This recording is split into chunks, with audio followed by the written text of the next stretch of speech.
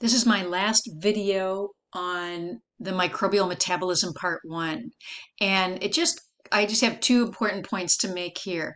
There's not a great picture in your book. This is section 7.2, learning outcomes, but I think they don't have a good diagram for what I want to tell you.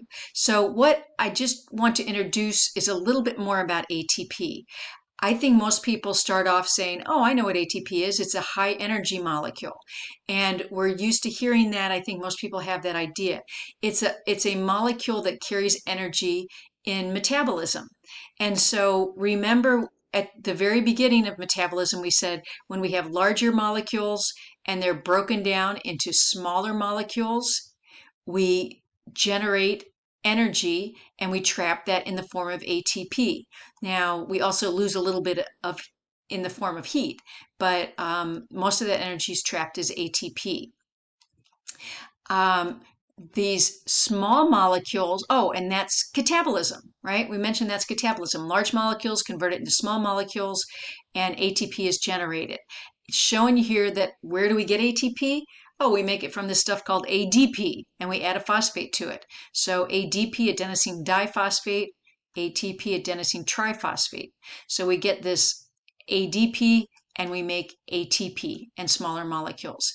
In anabolism or anabolic reactions, we take these smaller molecules, we use ATP, break it down, and then we build molecules for the cell. So anabolism is building things, and we're going to use energy. We're going to use ATP. So ATP is a central important energy carrier.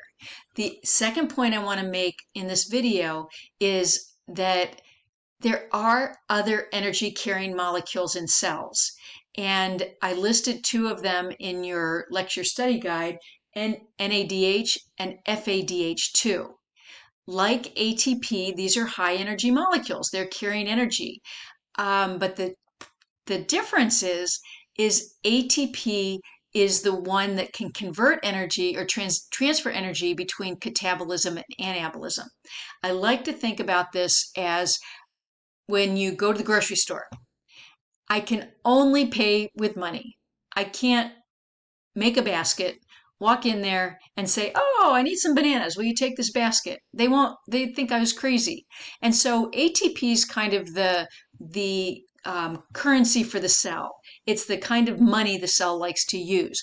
If you have other high energy molecules like NADH and FADH2, they have to be converted into ATP. So I have to take my basket and I need to get money for it, and then I can use the money. So ATP is the money.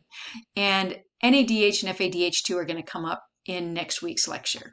So hang on to that. We'll come back to it.